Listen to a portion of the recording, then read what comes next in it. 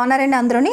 ఈరోజు క్లాస్లో వచ్చేసి భుజాలు జారుతున్నాయి అని చెప్పేసి ఎక్కువ మంది అడుగుతున్నారు. దానికి సొల్యూషన్ ఏంటి, అసలు ఎందుకు జారుతాయి, జారకుండా ఉండాలంటే ఏం చేయాలన్నది మనం ఈ క్లాస్లో నేర్చుకుందాం.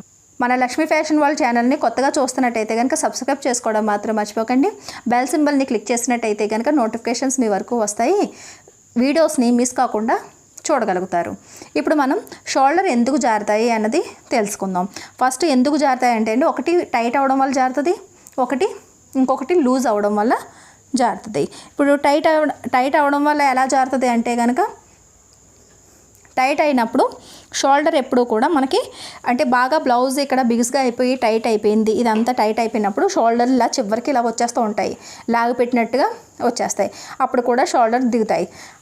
ఇంకొకటి లూజ్ అయినప్పుడు దిగుతాయి. లూజ్ అంటే చంక దగ్గర లూజ్ ఉన్నా సరే, నడుం దగ్గర లూజ్ ఉన్నా, నెక్ పెద్దది పెట్టేసుకున్నా సరే మనకి జారేది ఉంటుంది అనమాట. ఇప్పుడు ఒకవేళ ఈ కారణాల వల్ల నెక్ అనేది జారుతుంది. టైట్గా ఉన్నప్పుడు ఏం చేయాలి, అది మీరు తెలుసుకోవాలి. ఫస్ట్ మీరు బ్లౌజ్ కట్టుకున్న తర్వాత మీకు అర్థమవుతుంది టైట్ అయిపోయి జారుతుందా, లూజ్ అయిపోయి లూజ్గా ఉండి షోల్డర్ డౌన్ అవుతున్నాయి అన్నది గమనించుకోండి. ఒకవేళ టైట్ అయితే ఏం చేయాలి, టైట్ అయితే కనుక షోల్డరు తక్కువ పెట్టుకున్నారని అర్థం. అంటే మీకు ఒకవేళ 5.5 పెట్టుకున్నారనుకోండి, వాళ్ళు 6 ఇంచీలు పెట్టుకోండి. 5 పెట్టుకున్నారనుకోండి, దానికి 5.5 పెంచుకుని ఒక 6 ఇంచ్ అన్నా సరే షోల్డర్ పెంచుకుని ఒక్కసారి కటింగ్ చేసి చూడండి. అంతే చంకదింపు కూడా పెట్టుకోండి. అంటే ఈ షోల్డరు చంకదింపు తక్కువైపోయినప్పుడు, ఇంకొకటి మన సైజు కన్నా ఇంకా చిన్న సైజు స్టిచ్చింగ్ చేసేసినప్పుడు షోల్డర్ డౌన్ అవుతుంది. క్రాస్ కటింగ్ వల్ల వేసుకునేటప్పటికి ఫిట్టింగ్ అవుతుంది, కానీ మనకి సరిపోద్ది, కానీ టైట్ అయిపోద్ది. అది మనకి తెలుస్తుంది వేసుకునేటప్పుడే. కానీ మనకి బాగుంది, బాడీ పట్టినట్టు ఉంది అని అనుకుంటాం, కానీ దానివల్ల ఈ ప్రాబ్లమ్స్ అన్నీ వస్తాయి. ఒకవేళ 26 సైజు మీరు స్టిచ్చింగ్ చేశారనుకోండి, బాగా టైట్ అయినట్టు ఫీలింగ్ వస్తే 28 సైజుని ట్రై చేసి చూడండి. ఒక కుట్టు కొద్దిగా లూజ్గా వేసుకుంటే ఒక కుట్టు ఇప్పుకొని చూసుకోండి. షోల్డర్ పెంచుకోండి, చంకదింపు పెంచుకోండి. ఇప్పుడు లూజ్ అయ్యి షోల్డర్ జారుతున్నాయి, అప్పుడు ఏం చేయాలి అంటే కనుక, మనం స్టిచ్చింగ్ అంతా అయిపోయిన తర్వాత జారుతున్నాయని తెలుస్తుంది. అప్పుడు ఏం చేయాలంటే నడుం దగ్గర లూజ్ ఉన్నదేమో అని చూసుకోండి. ఒకవేళ నడుం దగ్గర లూజ్ ఉంటే కనుక ఎందుకు ఉంటుంది అంటే కనుక, ఈ టక్స్ మీరు కరెక్ట్గా 6 ఇంచ్ వరకు ఇలా ఫోల్డింగ్ అయిన తర్వాత 6 ఇంచ్ పట్టుకోవాలి. దానివల్ల 1 ఇంచ్ మీకు ఇక్కడ డిఫరెంట్ వస్తుంది, ఇక్కడ 1 ఇంచ్ డిఫరెంట్ వస్తుంది. ఈ టక్స్ అనేది షోల్డర్ డౌన్ అవ్వకుండా ఉండటం కోసమే ఈ టక్ వేస్తాం బ్యాక్ సైడ్. ఒకవేళ ఇప్పుడు షోల్డర్ జారుతుంది, ఇంకేం చేయలేం, జారిపోతుంది. అప్పుడు ఏం చేస్తారు అంటే కనుక, ఇంకొక 1/4 ఇంచు ఇక్కడ ఎక్కువ పట్టుకుని ఈ పైకి వచ్చేటప్పటికి పాత కుట్లోకి వచ్చేయాలి. ఇలా క్రాస్గా పాత కుట్లోకి వచ్చి ఎండ్ చేసేయండి. ఇది ఒక పద్ధతి. ఒకవేళ ఇలా చేసినా సరే జారుతుందండి అని అన్నప్పుడు, ఇక్కడ ఫిట్టింగ్ దగ్గర చంక దగ్గర ఎక్కడన్నా సరే మీకు స్టిచ్చింగ్ తేడా ఉండుంటుంది, అంటే లూజ్ ఉండుంటుంది. అప్పుడు ఇక్కడ టైట్ చేసుకోవాలి. రెండవ పద్ధతి. ఇంకా మూడవ పద్ధతి, పెద్ద నెక్ అయిపోయి షోల్డర్ పెద్దదైపోతే అప్పుడు జారుతుంది. ఇందాక షోల్డర్ తక్కువ అయిపోవడం వల్ల జారుతుంది అన్నాను టైట్గా ఉన్నప్పుడు. లూజ్గా ఉన్నప్పుడు ఏమవుతుందంటే కనుక, అంటే నెక్ పెద్దది పెట్టుకున్నప్పుడు షోల్డర్ ఎక్కువైపోతాయి కనుక అప్పుడు కూడా మీకు జారుతుంది. ఒకవేళ 10 కన్నా 11, 12 పెట్టుకోవాలి అని అనుకున్నప్పుడు, మీరు సపోజ్ 6 ఇంచీలు మీరు షోల్డర్ పెట్టుకుని 9.5, 10 ఇంచులు మెడ పెట్టుకుని బాగుంది, మనకు బాగా వచ్చింది, కొద్దిగా డీప్ నెక్ పెట్టుకుందాం అని అనుకునేటప్పటికి షోల్డర్ డౌన్ అయిపోతున్నాయి. అంటే ఈ షోల్డర్ పెట్టేటప్పుడు 6 ఇంచు తగ్గించేయండి. 6 పెట్టుకునే వాళ్ళు 5.5 పెట్టుకోండి. 5.5 పెట్టుకున్నా సరే సరిపోద్ది. అదే 5.5 పెట్టుకునే వాళ్ళు 5 పెట్టుకోవాలి. కనీసం 6 ఇంచ్ అన్నా సరే ఇటువైపుకి వచ్చేయాలి. ఇదొకటి షోల్డర్ అంటే.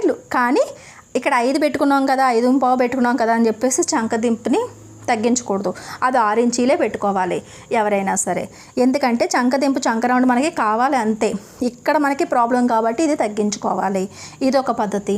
ఇంకొకటి, స్టిచ్చింగ్ చేసేటప్పుడు ఒకవేళ బాగా డీప్ నెక్ పెట్టుకుంటున్నాను అని అనుకున్నప్పుడు, ఫ్రంట్ నెక్లోని నార్మల్గా పెట్టుకునే దానికన్నా 1 ఇంచు పైకి పెట్టుకోండి, తగ్గించుకోండి డీప్ని. దానివల్ల ఏంటంటే ముందు వైపు టైట్గా పట్టుకుంటుంది, షోల్డర్ జారకుండా ఉంటాయి. ఇంకొకటి, స్టిచ్చింగ్ చేసేటప్పుడు మనకి ఒక చిన్నది చూసారా, ఈ బ్లౌజ్ షోల్డర్ని ఒకసారి గమనిస్తే మీకు తెలుస్తుంది. ఇక్కడ నుంచి ఇలా క్రాస్గా ఉంది, మెడవైపు కొద్దిగా డౌన్గా ఉంది. ఇవి రెండు కూడా ఇది చూడండి, ఇది నాది డీప్ నెక్ బ్లౌజ్ అండి. ఇది చూస్తున్నారు కదా, ఇలా క్రాస్గా ఉంది. అంటే సపోజ్ ఇది బ్లౌజు మనకి షోల్డర్ అనుకోండి, ఇది మనకి ముందు పార్ట్ది వెనక పార్ట్ షోల్డర్లు కలిపి మనం జాయింట్ చేయాలి అనుకుంటున్నాం. కనీసం ఇక్కడ ఎక్కువ పట్టుకోండి, అంటే డీప్ ఎక్కువ పెట్టుకున్నప్పుడు ఇక్కడ కనీసం 1 ఇంచ్ పెట్టేసుకోండి. పెట్టుకుని 6 ఇంచ్కి మనం ఎప్పుడూ కూడా మార్జిన్ అనేది పొడవు తీసుకున్నప్పుడు 1 ఇంచ్ మార్జిన్ మనం వదులుతాం. ఇక్కడ 6 ఇంచ్ పోయినా, ఇక్కడ ఒక 1/4 ఇంచ్ వరకు పోయినా సరే మనకి బ్లౌజు లెంత్లో ఏమీ తేడా రాదు. కానీ నెక్ దగ్గర ఎక్కువ పట్టుకుంటాం, చంక వైపుకి వచ్చేటప్పటికి తగ్గిస్తాం. అంటే ఇక్కడ 1 ఇంచ్ పెట్టి ఇక్కడ నుంచి క్రాస్గా ఇలా తీసుకోవాలి. ఇలాగా ఇక్కడ 6 ఇంచు, ఇక్కడ 1 ఇంచ్ వచ్చేటట్టుగా షోల్డర్ని ఇలా మీరు స్టిచ్చింగ్ చేశారు అంటే కనుక మెడవైపు ఎక్కువ గ్యాప్ ఉంచి షోల్డర్ దగ్గరకు ఇక్కడికి వచ్చేటప్పటికి తగ్గించుకోవాలి. ఇలా క్రాస్గా కటింగ్ చేసినప్పుడు కుట్టుకోండి అంతే, కటింగ్ చేయొద్దు. ఇక్కడ ఇలా కుట్టుకున్నప్పుడు మీకు షోల్డర్ డౌన్ అనేది చాలా వరకు తగ్గిపోద్ది. ఈ స్టిచ్చింగ్లో మీరు ఇది చేసుకున్నారంటే కనుక షోల్డర్ ఫాలింగ్ అనేది అసలు రానే రాదు. ఇన్ని ప్రాబ్లమ్స్ వల్ల మనకి షోల్డర్ అనేది డౌన్ అవుతుంది. లేదు ఇవన్నీ చేసినా సరే డౌన్ అవుతుంది అంటే కనుక మీ బేసిక్లోని ప్రాబ్లం ఉన్నట్టు.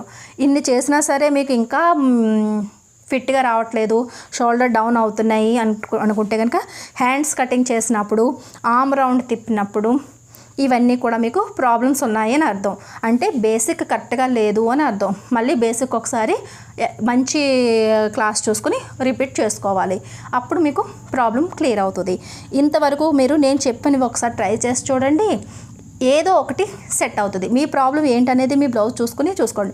మెడ పెద్ద అయిందా, లూజ్ అయిందా, టైట్ అయిందా, అయితే ఏం చేయాలి అన్నీ చెప్పాను కదండి. ఈ ట్రిప్స్ అన్నీ కూడా యూజ్ చేసి ఒకసారి ట్రై చేసి మీ బ్లౌజ్ మీద చూడండి, కంపల్సరిగా మీకు క్లియర్ అవుతుంది.